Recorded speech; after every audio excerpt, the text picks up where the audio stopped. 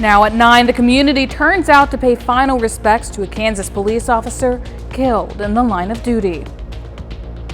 A forgotten racetrack is getting a second chance. See how this space could soon be the area's next concert hub. I'm Blake Gully. We'll have that story coming up. Lawmakers grill Health Secretary RFK Jr. over a number of controversial changes he's made at his department. I'm Rebecca Castor with the details coming up. The 4 states' most watched news starts now. The community turns out to pay their respects one final time for a fallen Kansas City, Kansas police officer. This is KOAM News at 9. I'm Samantha Walker. The funeral procession for Officer Hunter Simoncic took place today in Parsons, Kansas. Residents and law enforcement officials lined Main Street as the procession made its way to and from St. Patrick's Catholic Church. Due to the anticipated turnout, city officials closed many of the roads in the area of the procession. Officer Simoncic was killed in the line of duty on August 26th during a police pursuit in Kansas City. Hunter Simoncic, originally from Galesburg, Kansas, had strong ties to Southeast Kansas. As a Pitt State graduate, Simoncic was a familiar face in the Pittsburgh community. He was also recognized for his community service. As Grace Smith reports, part of that service will be remembered by staff and second graders at an elementary school. It's definitely a dark moment for this community, and it's a great loss. Riddell Oakman is the Lead to Read coordinator, a reading and mentorship program throughout the Kansas City, Kansas School District, something Officer Hunter Simoncic was passionate about. He loved this program so much. He loved the children so much, and that is all that he talked about. Once a week, before he put on his badge working the night shift, you could find Officer Simoncic at Banneker Elementary School, reading to second graders. I'm here to help. Where's your book? I'd like to hear you read. I want to hear what you know, those kinds of things. He would often step in to help in Marla Boswell's class, interactions she'll always remember. I would just look at him and sit there and read with those kids, and even when they were struggling, he just said, come on, you can do it. And like, sound this out, sound it out. And when they would get so excited, like, I read the word, I read the word. And he would just say, yeah, good job. But that time together wasn't just magical for the students. He struggled with a stuttering issue, but the strange thing, when he would come to read, he wouldn't stutter. KCKPD Chief Carl Oakman, along with his wife Riddell, moved by this, saying together they got a unique vantage point, seeing how hard he worked, whether it was reading or being a police officer. When you see things like this, where he worked his whole life to overcome that, and you see what happened to him last night, no one deserves that. He was totally committed, totally concerned, and totally driven. As this is a dark time for the community, she says now is more important than ever to pause and do better, as Simoncic gave the ultimate sacrifice. To really recognize the dedication and the desire that all of the officers have in order to make our community a better place. Hunter Simoncic's final resting place will be at Mount Olivet Cemetery. He was 26 years old. Meteorologist Lindsay Gaffney joins us with a first look at your forecast. Temperatures today only reached the low 80s. Thanks to our cold front that hit us last night, we were slightly below average. Now we're low again, still only a couple of degrees below average.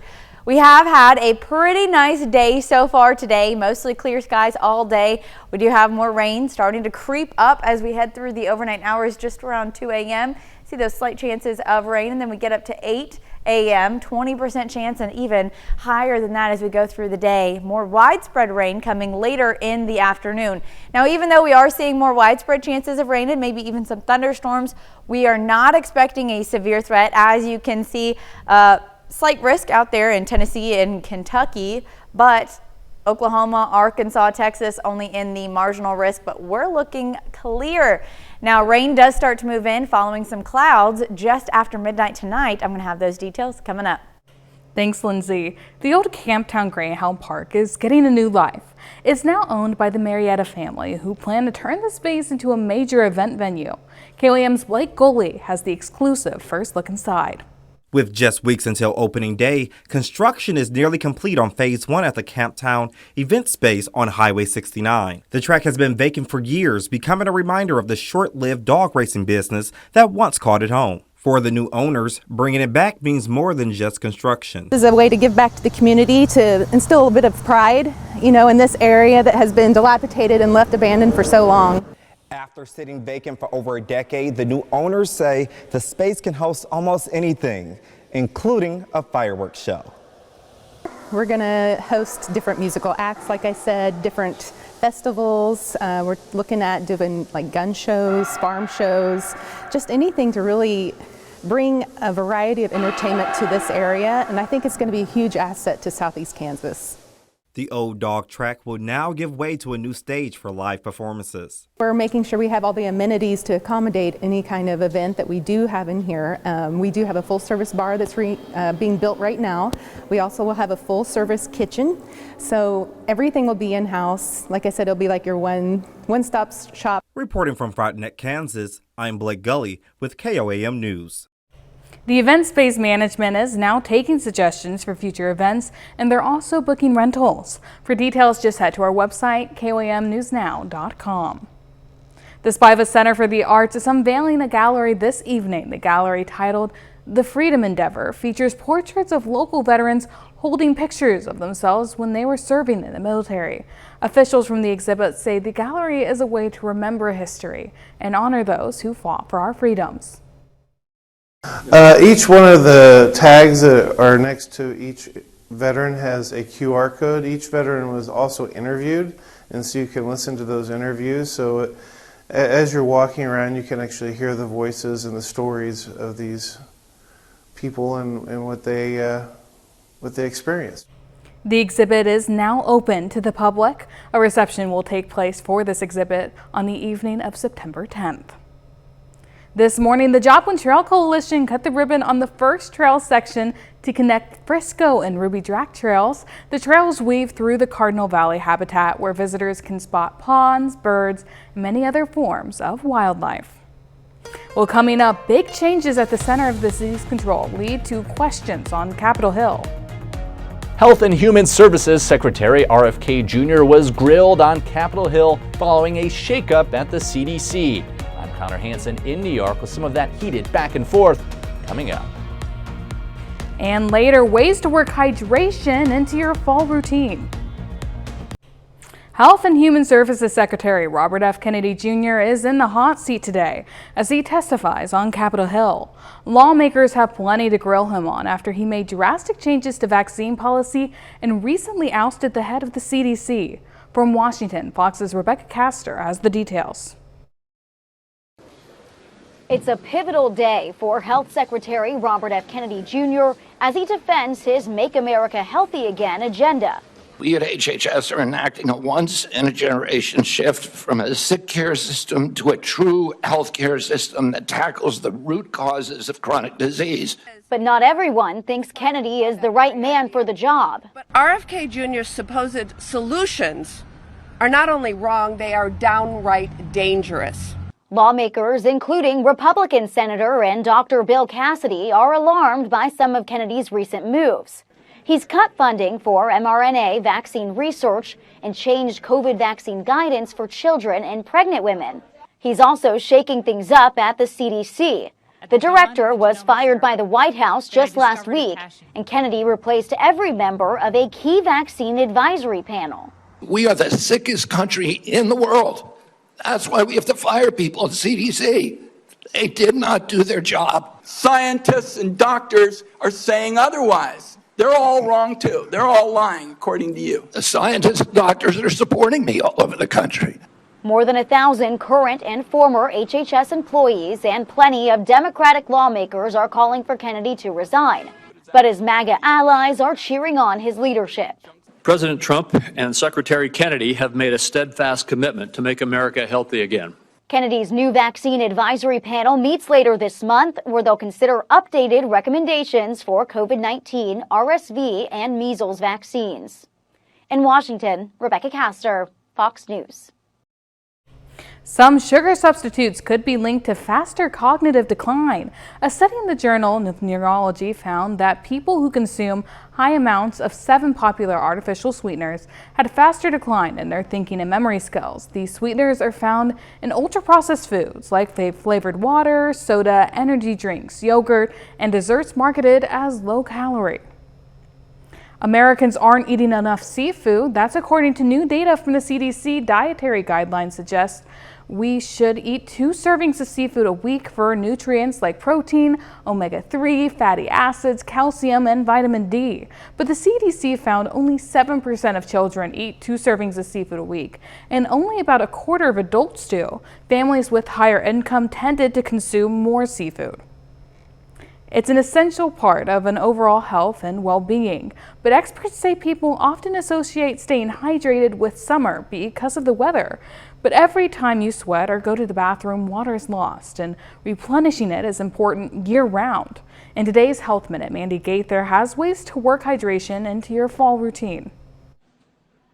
Yes, it's important to stay hydrated in the heat of summer, but drinking water is still critical to your health, even as the seasons change.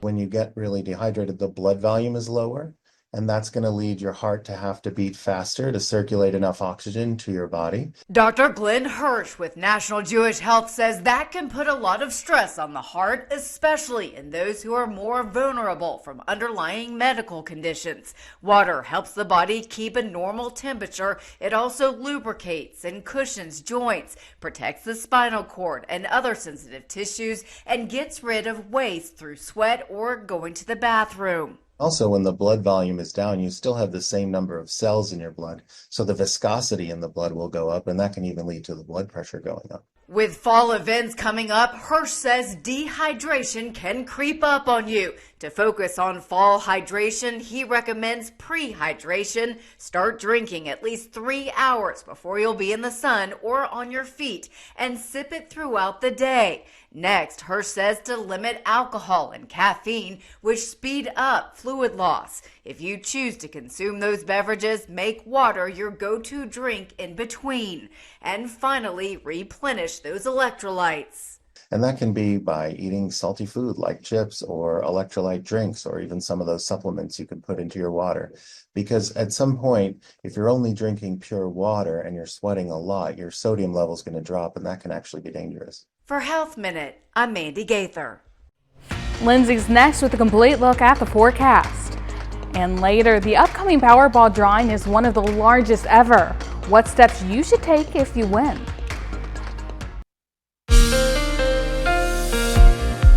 Overall, it has been a wonderful day today. A little warm, but mostly clear skies. Now you can see, taking a look at downtown Joplin from the Cornell Arts and Entertainment Complex. We do have those clear skies continuing for the next couple of hours, though unfortunately more clouds and rain are on their way. We did have cooler temperatures today. We were about 0 to 10 degrees cooler today than we were yesterday this time, thanks to our cold front. Not a lot going on outside, and temperatures tonight are going to be near average in the mid to low 60s. Now, we start this evening, clear skies, but we will have clouds increasing overnight, so mostly cloudy skies by about 2 to 3 a.m. And then as we head through Friday, we have overcast skies all day long and scattered rain showers that are going to keep us much cooler, with temperatures only reaching the low 70s, only getting to about 70, 71 degrees. That is 15 degrees below average, so going to be a chilly one on Friday, not to mention all of these clouds and rain showers. So we've got clouds pushing in from the southwest by 1 a.m. Rain showers are pretty quick to follow, moving in into northeastern Oklahoma along I-44, and then even a few showers in our northern counties. This is about 4:30, 5 a.m., so a little early, and then when we get to the time everyone's waking up, starting their day, heading out the door, this is going to be 7 to 8 a.m. Light to slightly moderate showers in some areas. So you can see Joplin's getting some sprinkles, maybe some light showers. Miami, a little heavier showers. And then out there, Caney, Coffeyville, and just south of Independence, more of that moderate showers north of Parsons, light sprinkles. So not seeing a lot of heavy rain until later in the day. Here we are, late morning, early afternoon, heavy rain, heavy band of rain setting up in our northern counties. Now this lifts a little further north for early afternoon. All of us will get a chance to dry out, have some mostly just cloudy skies, especially in our central and southern counties. Those northern counties do get consistent rain chances most of the day as these band of rain starts to push further south again. Once we get to late afternoon, we even have a little few showers that are moving in along I-44, just staying north of it.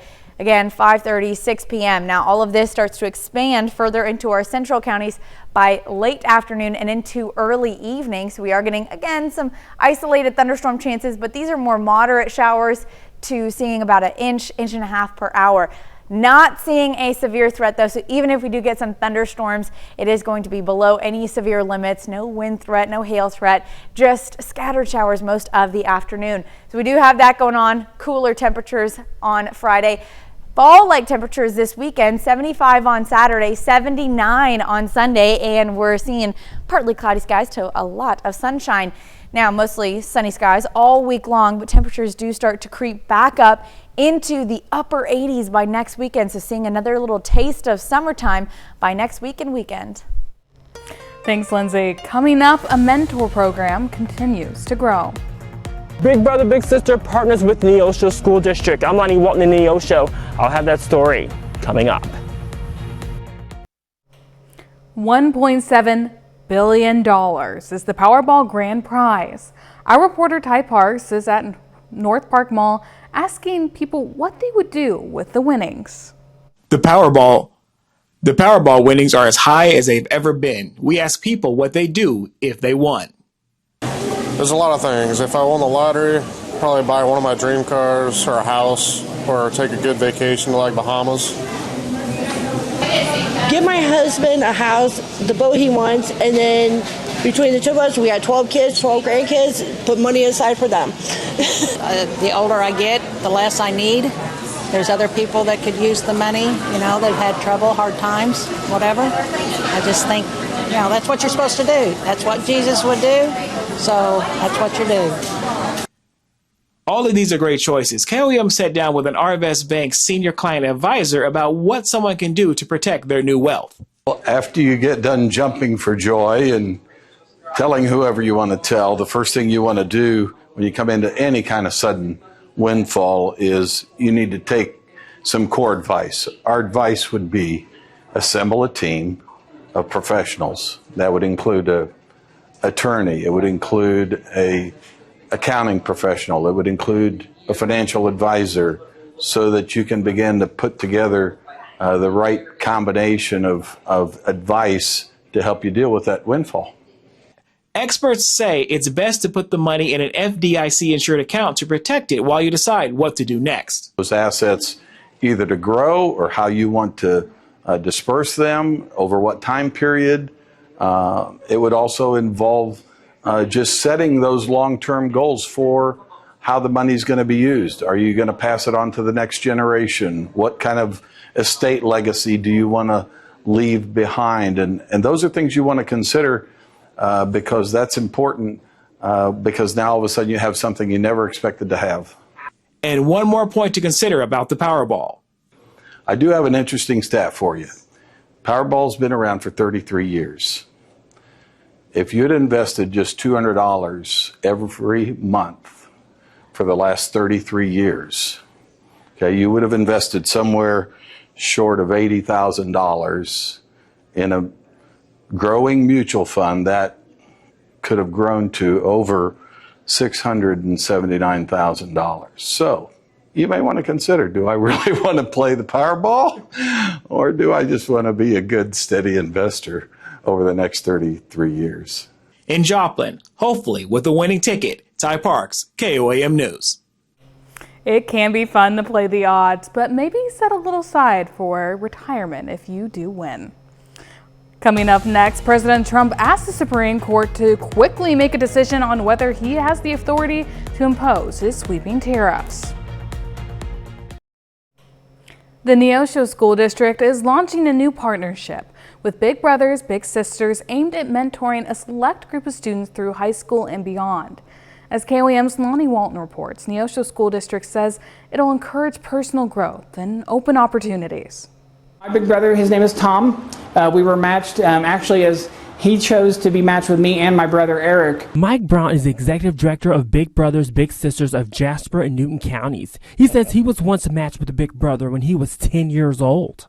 Here we are 42 years later. Tom lives in St. Louis, so most of our communication now is through text message or phone calls. Brown's mentor changed his life for the good. Now he wants to spread the love to others. Paul Slag is the executive director of student services for the Neosho School District. He says Big Brothers Big Sisters will partner with students. We'll have the opportunity to meet with these fantastic students to mentor them, talk about career preparation, talk about life preparation, and show them kind of their path towards success. And not only that, they can receive credit. This program, they have the opportunity to graduate not only with their high school diploma, but with an associate's degree from Crowder College at the same time. It just creates that support system as they're beginning that transition out of high school. Both Brown and Slag says there's some VIPs coming. These mentors come from the community. They're community leaders in business and industry and education. Key community members. We've got some great bank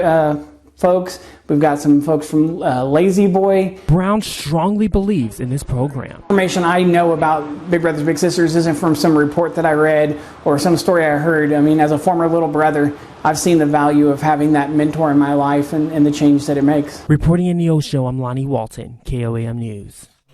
The program currently has 25 students. Schlag says he hopes to add more in the coming years. Well, 30 more minutes of news, weather, and sports coming your way. Coming up, why Trump is asking the Supreme Court to join his tariff fight. And why Ukraine's president tells Trump the U.S. needs to play a big role in Ukraine's security.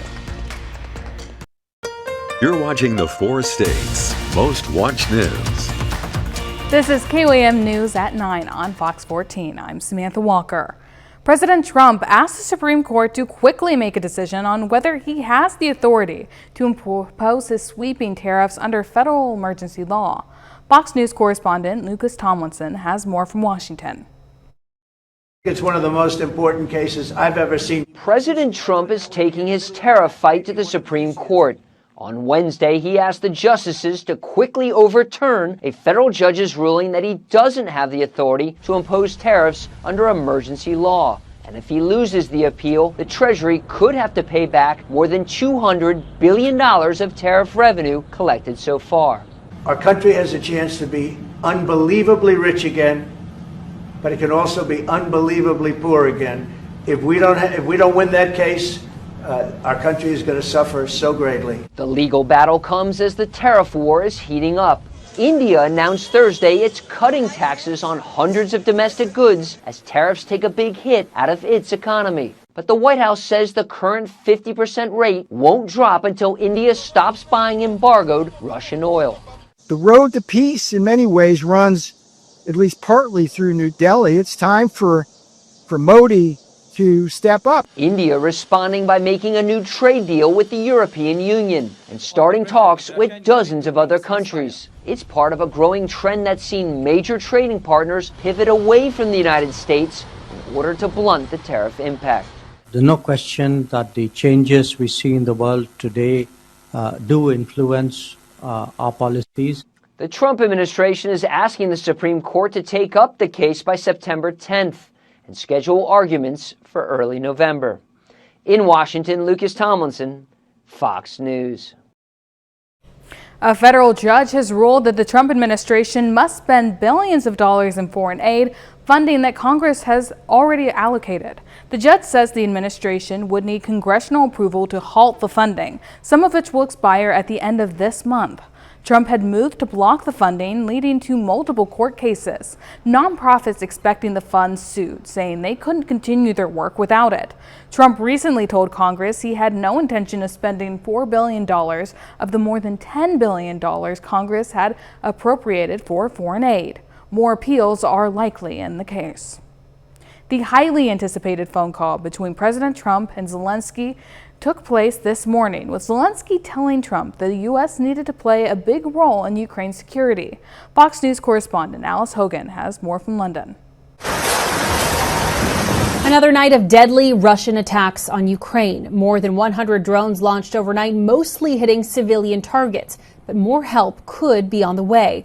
On Thursday, President Trump spoke with his Ukrainian counterpart, Volodymyr Zelensky. The main focus was security guarantees, and Zelensky is insisting the U.S. be a big part of any deal. It's the backstop of America. We count on it. We are very grateful to America for supporting and being part of the security guarantees for Ukraine. Just hours earlier, Zelensky attended a meeting with European allies aimed at finding more support for the peace process. French President Emmanuel Macron says 26 countries would be willing to deploy support by land, air, and sea as part of what they're calling a post-war reassurance force. This force does not have the will or the objective of waging some war against Russia. It is a force that will guarantee peace. It comes as Russian President Vladimir Putin says he would meet with Zelensky, but only in Moscow. There is a certain light at the end of the tunnel. Let's see how the situation develops. But that's been rejected by the Ukrainians, who say Putin is simply stalling for more time, though President Trump says a diplomatic solution is still possible. I think we're going to have a good solution, but they're losing soldiers at levels that nobody has seen since the Second World War. French President Macron says America's role in the peacekeeping effort will be finalized in the coming days. In London, Alex Hogan, Fox News. Lindsay is next with a complete look at the forecast. And later, a look at the legacy of Giorgio Armani, who has died at 91.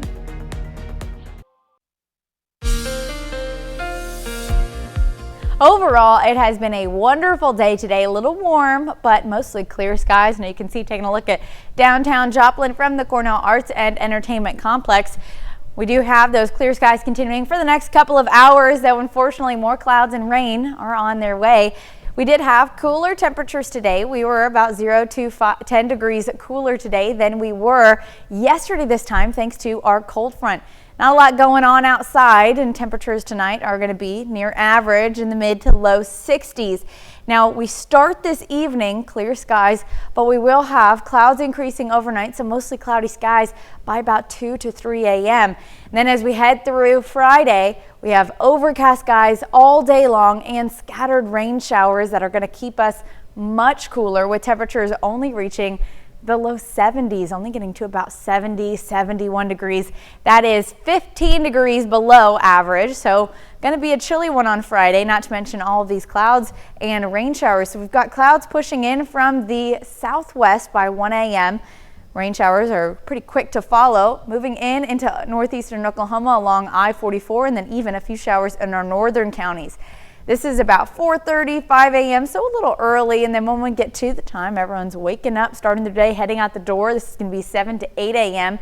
Light to slightly moderate showers in some areas. So you can see Joplin's getting some sprinkles, maybe some light showers. Miami, a little heavier showers. And then out there, Caney, Coffeyville, and just south of Independence, more of that moderate showers. North of Parsons, light sprinkles. So not seeing a lot of heavy rain until later in the day. Here we are, late morning, early afternoon, heavy rain, heavy band of rain setting up in our northern counties. Now this lifts a little further north for early afternoon. All of us will get a chance to dry out, have some mostly just cloudy skies, especially in our central and southern counties. Those northern counties do get consistent rain chances most of the day as these band of rain starts to push further south again. Once we get to late afternoon, we even have a little few showers that are moving in along I-44, just staying north of it.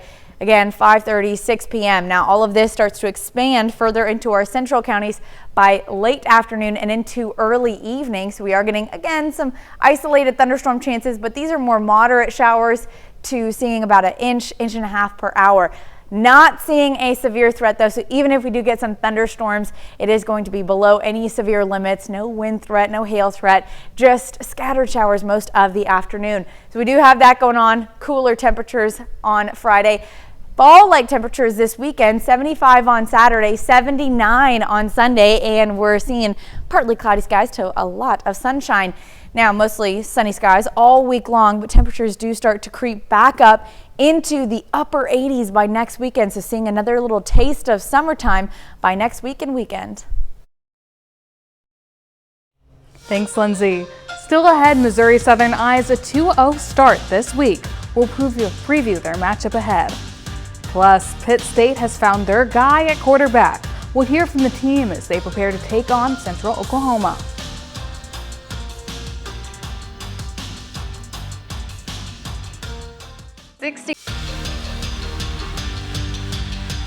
Throughout the offseason, one question for Pitt State came under center at quarterback, with the Gorillas replacing three-year starter Chad Dodson. And in last week's season opener against Ferris State, that question was answered. Pitt State chose redshirt senior and Southern Utah transfer Jackson Berry as starter. Despite the loss against the top-ranked Bulldogs, the Gorillas liked what they saw from their QB and expect to see him grow each week as they enter a road matchup against Central Oklahoma on Saturday.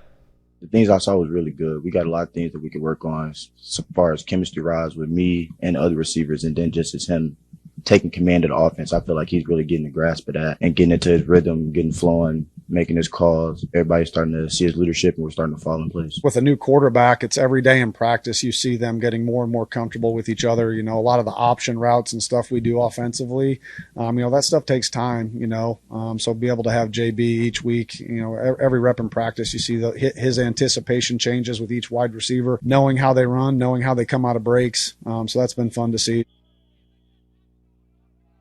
Start to the season on the road this Saturday against Central Oklahoma. Kickoff at 7 p.m. Missouri Southern is coming off their first win in a season opener since 2013 after defeating Midwestern State last week. Heading into week 2, the Lions face a unique challenge.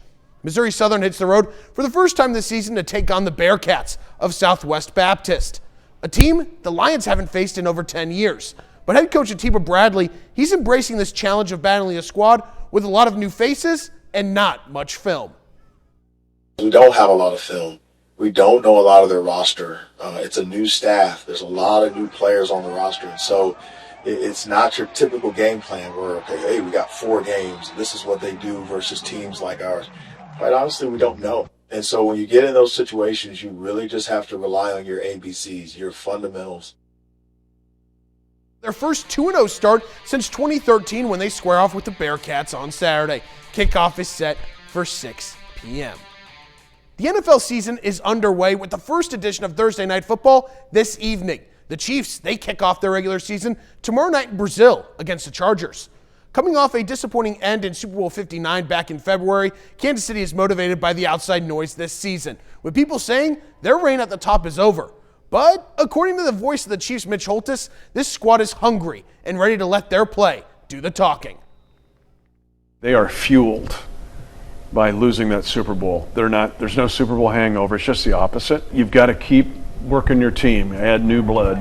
We've done that. But then you have the lug nuts of the wheel are still there. Chris Jones, Patrick Mahomes, Travis Kelce, Trent McDuffie, and in the middle is Coach Reed with all the coordinators, all still there. So what excites me is they're ready to counterattack. And when they're best is when they can do their work and nobody's watching every little thing, and they'll do a full-on counterattack. I'm just telling you, I'll be stunned if they don't come roaring right back, right out of the gate. The Chiefs begin their quest for a 10th straight AFC West Division title tomorrow. Kickoff is set for 7 p.m. from Sao Paulo. That's it for sports. We're back with more after this break. Giorgio Armani has died at 91 years old. The Italian fashion icon rose from humble beginnings to become one of the world's most influential designers. Here's a look back at his life and legacy. Throughout the decades, Armani made in Italy famous throughout the world, building one of the world's most successful fashion and lifestyle brands. At the end of the day, our goal is to make people look more attractive, more beautiful. Always keep in mind what people can actually wear and what actually makes them look better and feel better about themselves. Armani's power suits were big hits with the public, and his signature style made him the go-to designer for some of Hollywood's biggest stars, including George Clooney, Leonardo DiCaprio, and Richard Gere. What are you wearing tonight? I'm wearing a beautiful Armani gown that he made just for me. Armani was born in the northern Italian town of Piacenza in 1934 and endured a difficult childhood. I grew up after the war and after the war years. It was actually, it was dangerous. There wasn't very much, there was no food. My mother used to spend all her time looking for food. He first studied medicine hoping to become a doctor, but later dropped out, realizing he simply lacked the drive for it. Then his life took a fateful turn. It was almost by coincidence that I joined a big department store, La Rinascente, through an acquaintance. His work in the menswear department sparked an interest in fashion, and he discovered he had a gift for it. Armani later became a freelance designer with the encouragement of his friend and business partner Sergio Gagliotti, and launched his own menswear label in 1975. And pivotal to his success in America, where movies and TV shows popularized his designs, starting with American Gigolo in 1980. And dressing stars in more than 200 films, including The Dark Knight and The Wolf of Wall Street. At the age of 90, he also designed the Italian Olympic team uniform for the 2026 Milan Cortina Games. He took a hands-on approach to running his empire, for which he was the sole shareholder, and remained deeply involved in day-to-day operations of his company into his 90s, fueled by a passion for fashion. The older you get, the more active you are, the younger you keep. Yeah, the secret is to do something that you love. A cause of death was not released. Armani did not have any children. As of yet, there's no obvious heir to the Armani business worth around $10 billion. Up next, we celebrate National Wildlife Day.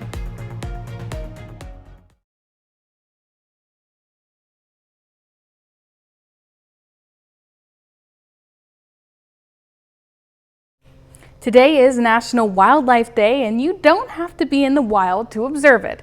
The day is meant to boost awareness about species around the world, but also the ones right here around us. There are lots of ways to get involved right in your own community.